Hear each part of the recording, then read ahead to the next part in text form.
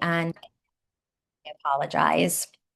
But thank you very much, guys, for your patience today. I'm so sorry about the tech issue, but I'm glad that we have it fixed and we're all good to go because this was something that I desperately wanted to do this year.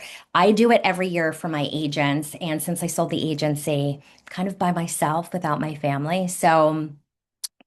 It's really one of my favorite things to do because I was always able to see how much clarity it gave everybody, not just in their business, but their personal lives too. And when you can grow in one area, it typically overflows into the next area. So after receiving so much interest last week from sharing my board, I figured I would open it up to everybody so you guys could see why I'm so passionate about them if they're not something that you started implementing yourself or you haven't done them before.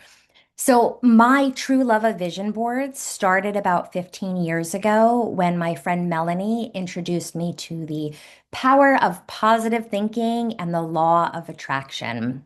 It was the very first time I made a vision board. And to be perfectly honest, I could not really understand any of it right away. It took me years to embrace the power of visualization and positive thinking because for me, I grew up leaning towards the negative side. I really rarely ever looked at things in a positive way because of my past and because of the way that I grew up. I would lean towards negativity.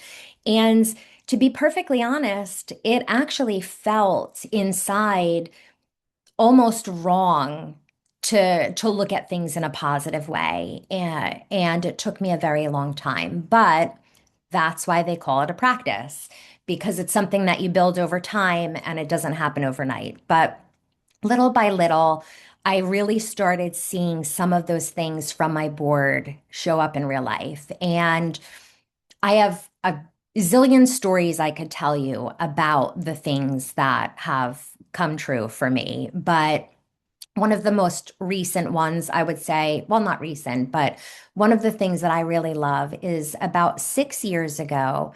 Me and my husband were a part of an organization called SCAL, which is an industry organization in the travel industry. And the president had reached out to me to invite us on a trip to Panama. And for me personally, Panama was never on like my bucket list or a place that I had to visit personally. But being in the travel industry as a travel agency owner, I knew I had to be, in Panama at some capacity at some point. So I walked into my husband's office and told him about this opportunity. It was phenomenal. And after we were done talking, I remember turning, and as I was walking out, coming face to face with his vision board. And in the very bottom corner of it was a little tiny photo of the Panama Canal and the words Panama on it. And I had never seen it before. And to be perfectly honest, getting my husband to do a vision board is a whole nother webinar I should do. I'm very excited that he does it every year.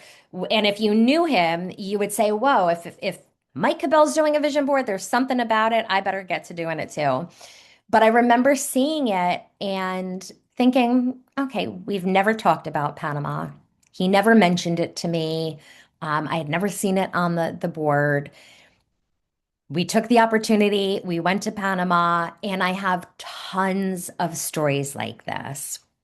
And I'm not going to, bore you with those stories, but I wanted to give you a little peek behind the curtain. So, real quick, before we get started, something that I do want to say is, if you want to build your board now while you listen, great. If you'd rather listen and make yours later, that's totally fine too, because I'll be sending out the recording afterwards, so you can come back to it anytime. I'm assuming that a lot of the attendees that were supposed to be on today probably did not get the link in time, so they'll be watching that on replay as well. So, all right, let's dive into what the meat and potatoes are. So, if you're new to this, what is a vision board and why does it work? So, simply put, a vision board is a picture of where you're headed. And it's not just about what you want in life, it's also about who you're becoming and how you want your life and your work to feel. So, at the most basic level, they work because of focus, because what you see regularly stays on the top of your mind, and what stays on the top of your mind influences your choices. You'll start to notice opportunities that you might have missed before. Maybe you make different decisions. You stay connected to your direction instead of slipping back into autopilot that so many of us do, right? There's also a very simple scientific reason behind this, and I'm going to butcher the way it's said. It's called reticular activating system. Google it, it's real. It basically means that your brain has a built-in filter that decides what gets your attention and what gets ignored. It's real, it's a scientific fact. When you keep seeing the same goals in images over and over, that filter of our brain highlights anything related to them in your environment. And the best example, easiest example of this is when you start thinking of buying a new car. You've got that vision of the car that you want in your head, right? All of a sudden, you start seeing that car everywhere on the road. Those cars were always there. You're just now noticing them because your brain is tuned into them. The vision board works the same way. It helps your attention towards what you're actually building.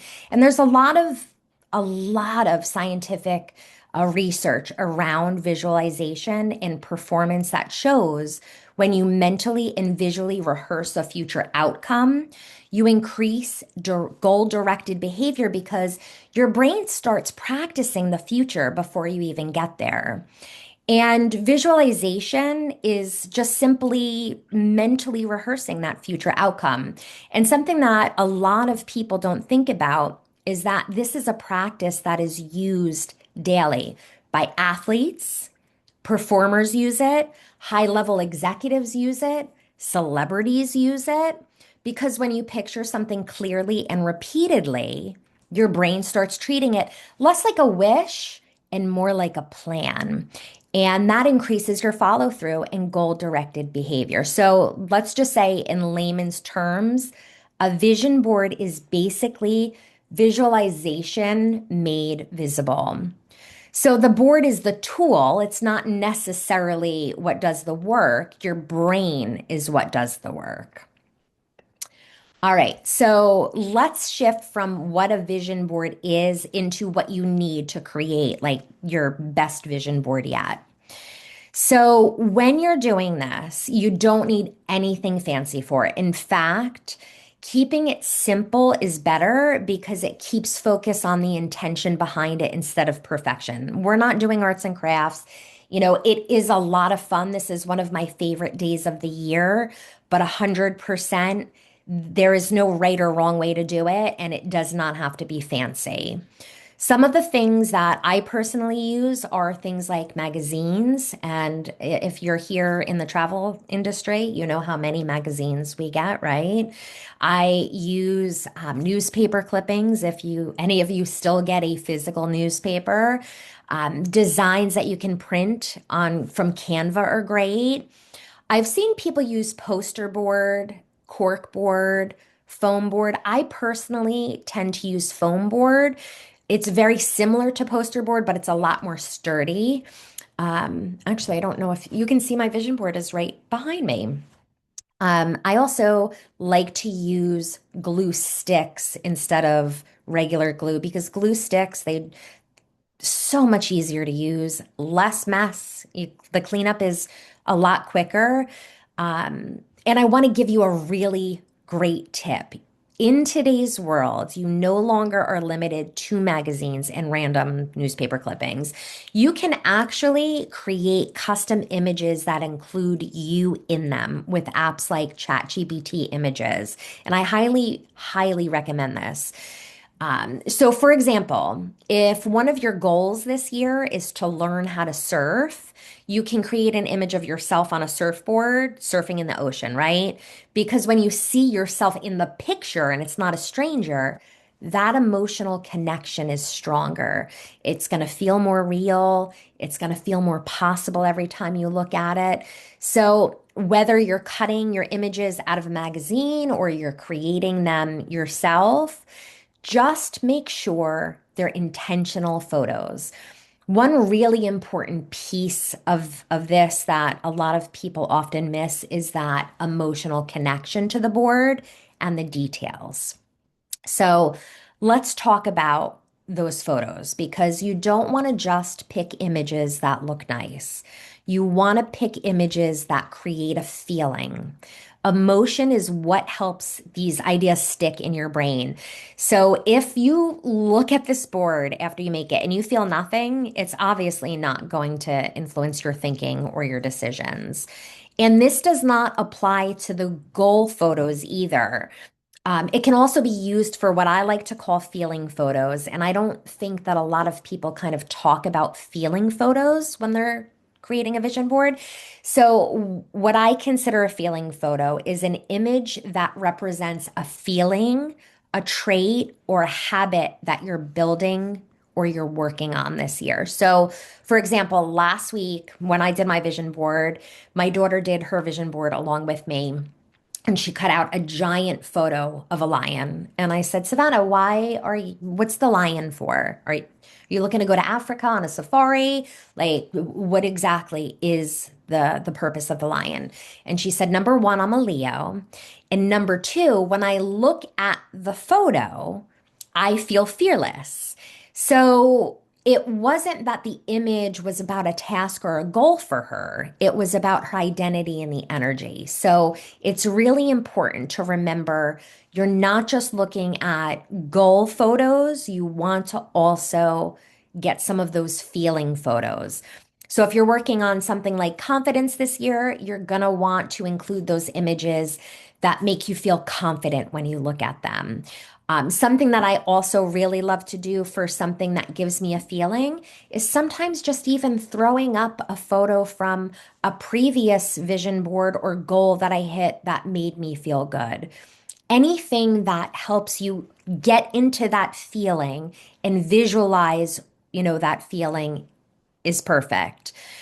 Just remember that not every image needs to be literal. Some should be emotional, some should be goals.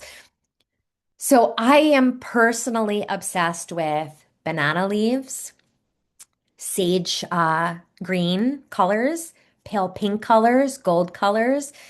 Some of you watching this, I know, were in the last cohort, probably saw a lot of pale pink and banana leaves and all of that.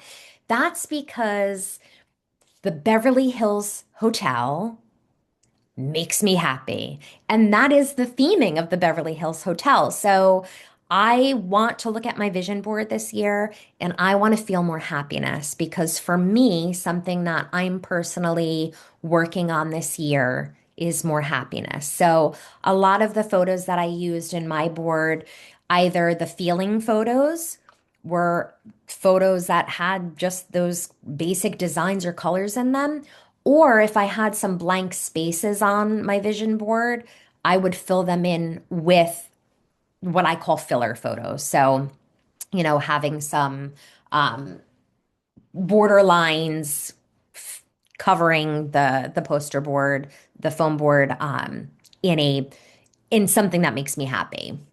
So definitely keep that on mind when you're looking through your photos. Now, how to organize your board? Absolutely no right or wrong answer. Some people like to organize their poster board by categories, by grouping parts of their life. Maybe like this part's business, this part's personal, this part's health, this part's travel, this is my finances, because their brains like categories. I've seen some people group them just by feelings because that's what they're building underneath their goals, similar to what I'm doing this year myself. Then there are people like me.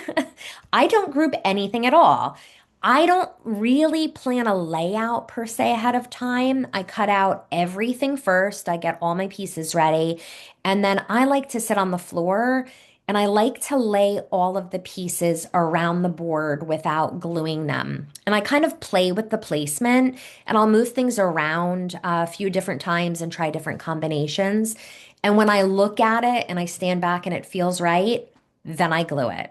No strict order. It's literally just what feels aligned and good to me when I look at the board. And that is exactly how you should do it too. However, it feels good to you, because it does have an emotional tie back to it, is how you should work on your board. And like I said, the real test is not how it looks. It's just about how it makes you feel when you look at it. If you look at your board and it clicks emotionally and directionally, it's all you need. You did it right. Now, let's talk about where you put it, because this part matters more than most people think. It really makes a difference where you put your vision board, because if it ends up tucked away in a closet or leaning on something that you rarely look at, it loses all of its power. This process literally works with repeated visibility, quick everyday exposure. So you should really consider putting it somewhere that you naturally see it as part of your normal routine.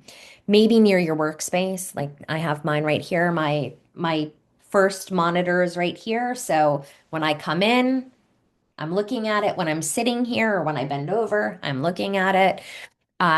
Maybe across from your bed, by your mirror, anywhere in the direct line of sight. And for many years, I personally kept mine on my wall directly in my eyesight when I woke up first thing in the morning. So it was literally, I would wake up and it was in my line of sight. It was the first thing I saw when I opened my eyes. It was the first thing I saw when I walked out of my bedroom, and it was the first thing I saw when I walked in my bedroom. This year, I decided to move it to my office because I've never had it in my office. I may have in earlier times, but it's been in my bedroom for a long time. So I wanted to see how it worked in my office. And again, you're not made to stare at it. It's not something you need to, have like a practice every morning to stare at for 5 minutes. Unless that makes you feel good, then by all means do it.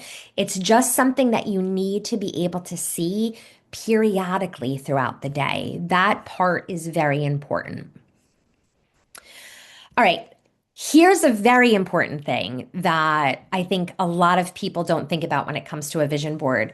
You are absolutely allowed to change them. They are not set in stone. So when you make your board, if it stops feeling aligned or it starts making you feel pressure instead of motivation, you can always update it at any point without any guilt. And I want to give you a little example of when this happened to me. March 2020. I mean, if you're in the travel industry for any length of time, you know what March 2020 meant. So I had done my vision board probably like 4 or 5 weeks prior. And in March 2020, the travel industry shut down pretty much. And every time I looked at my board, it gave me horrific anxiety because nothing on my board was relevant at that time. And it felt like a lot of pressure. So what I did was I literally took it down, I flipped it around to the bare side, and I made a brand new one that was aligned with what was going on that year, because the entire trajectory of our strategy for that year changed. Everything changed in personal lives. And once I did that, I felt a lot better. So don't get caught up on something. If something happens where you need to flip the board and start over, or if you need to rip one of the photos down or paste a photo over a photo, it's all good. Again, there is absolutely no right or wrong for this. And something else that I think is very important is I've rarely had a year where every single thing on my vision board came to fruition exactly as I had personally pictured. Sometimes a lot happens, sometimes only a few things happen. And sometimes the lesson is actually in how you look at what did happen. And let me explain why. Years ago, on one of my boards, I had the butterfly sanctuary in Arizona on my board. Later that year, or maybe the early in the following year, I was in Arizona on a fam trip and I was in a Sprinter van sitting at a red light. And I turned over to my right. There it was, the butterfly sanctuary. I saw it for 2 moments. The light turned green and we drove away. I saw it. I remember laughing and thinking, well, okay, I guess this technically counts, right? I mean, I did see it. And I had put it on my vision board before there was even a thought of a FAM. So it's not like we were taking a FAM and I put it there. I had no intention of going to Arizona. It wasn't on my list. I'd gone on a fam, I'd turned, I had seen it. Then, about 4 years later, I did actually go back and visit and spend the day inside for real. So, part of this practice is perspective. And part of it, you do need to be a little bit more specific because that did teach me to say, all right, if I want to go into the butterfly sanctuary, maybe I need to be more specific with that on my board. A funny story in 2020, one of the things that was on my board before I did flip it was I wanted a brand new kitchen.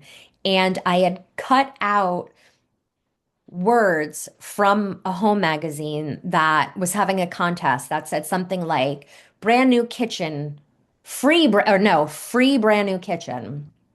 And March 2020, the end of the month of March, my dishwasher flooded. And guess what I got? A brand new kitchen. I did not want my kitchen. I mean, literally, I was without a kitchen for like 3 months, 4 months because it was the pandemic and not everybody wanted to come into the house.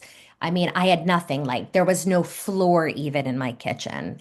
That also was huge for me saying, like, all right, I know these things are not magic. I know what they are meant to be, but I think I need to be a little bit more specific. So needless to say, what I'm trying to say is, regardless of how things happen, whether it's partially, indirectly, or later than expected, it doesn't mean the board didn't work. It just means the path wasn't exactly how you pictured. And when I say the path might not look the way you pictured, here's what I mean. When we set goals, our brains usually imagine one or two, maybe three ways these goals could happen. But in reality, there are hundreds or maybe even thousands of potentials that these goals could happen.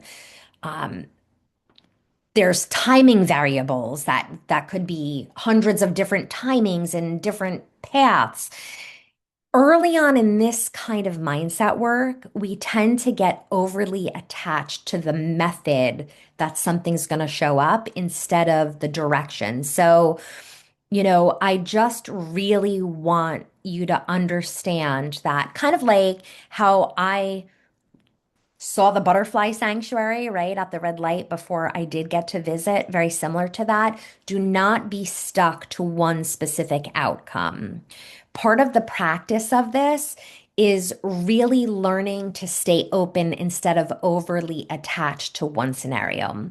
And I want to be clear about this too, because a vision board, it's phenomenal. I swear by them, but it's only a small piece of a bigger mindset practice. It's not the whole system, but it's one of the best entry points because it's what trains your mind to focus and your awareness and your emotional connection to where you're headed. And that's really the bigger picture behind all of this. It's not really the board itself. It's about giving yourself permission to get clear about what you want and who you're becoming, because so many of us are really moving through our days on autopilot anymore, putting ourselves last, putting our dreams last, our goals last. And this is one small, very intentional pause where you say, you know what? My direction matters too. My growth matters too. It could honestly cost you like $3 to create. It's such a low investment. I just swear by these. And it's honestly my favorite thing to do every year and makes me so happy. I'm so glad that I got to share it with you. I used to do this annually, like I said, with my agency team for years. And I can't tell you how many skeptical agents, like eye rolling skeptical, ended up becoming the biggest believers in doing this year after year once I would finally get them to do it.